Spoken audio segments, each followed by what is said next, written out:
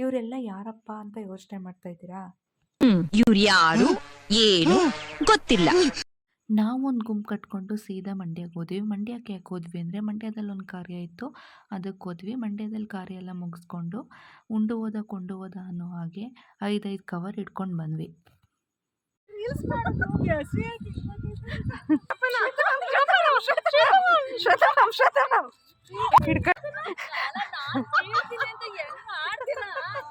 ನೋಡಿ, ನಾವು ಯಾವಾಗಲೂ ಹೀಗೇನೆ ತುಂಬ ಖುಷಿಯಾಗಿರ್ತೀವಿ. ಎಲ್ಲ ಫಂಕ್ಷನ್ ಮುಗಿಸಿ ಕಾಲೇಜ್ ಮುಗಿಸಿ ಮನೆಗೆ ಬಂದ್ವಿ. ಮನೇಲಿ ಫ್ರೀಯಾಗಿ ಕೂತಿರೋ ಬದಲು ಏನಾದರೂ ಕ್ರಿಯೇಟಿವ್ ಆಗಿ ಮಾಡೋಣ ಅಂತ ಸ್ಟೋನ್ನ ಯೂಸ್ ಮಾಡಿ ಪಾಟ್ ಮಾಡೋಕ್ಕೆ ಹೋದೆ. ಆದರೆ ಅದೇನೋ ಆಗಿ ಎಲ್ಲ ಡಮಾರ್ ಆಯಿತು. ಇದ್ಯಾವುದೋ ಹೊಸ ಪ್ರತಿಭೆ.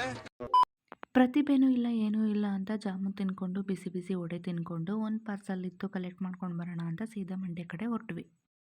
ಪಾರ್ಸಲ್ ನೆಪ ಅಷ್ಟೇ, ಆದರೆ ನಾವು ನಿಜವಾಗ್ಲೂ ಹೋಗಿದ್ದಿದ್ದು ಬೇರೆ ಕಡೆ. ಅದೆಲ್ಲಿಗೆ ಅಂತ ತೋರಿಸ್ತೀನಿ ಬನ್ನಿ.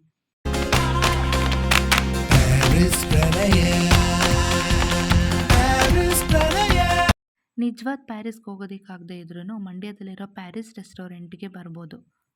ಊರಿಗೆ ಬಂದವರು ನೀರಿಗೆ ಬರದೇ ಇರ್ತಾರ? ಹಾಗೆ ಹೋಟೆಲಿಗೆ ಬಂದಮೇಲೆ ಏನು ತಿಂದೇ ಬರೋದಕ್ಕಾಗುತ್ತಾ? ತಿನ್ಕೊಂಡೆ ತಾನೇ ಬರಬೇಕು. ಹೋಟೆಲಿಗೆ ಬಂದಮೇಲೆ ಸ್ವಲ್ಪ ಜಾಸ್ತಿನೇ ತಿನ್ಕೊಂಡು ಬಂದಿರ್ತೀವಿ.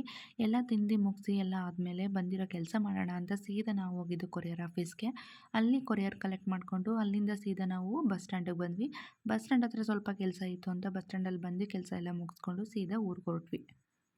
ಮನೆಗೆ ಬಂದಮೇಲೆ ನನಗೊಂದು ರಿಟರ್ನ್ ಗಿಫ್ಟ್ ಆರ್ಡ್ರ್ ಇತ್ತು. ಅದನ್ನೆಲ್ಲ ಪ್ಯಾಕ್ ಮಾಡಿ ಎಲ್ಲ ರೆಡಿ ಮಾಡಿಟ್ಟೆ.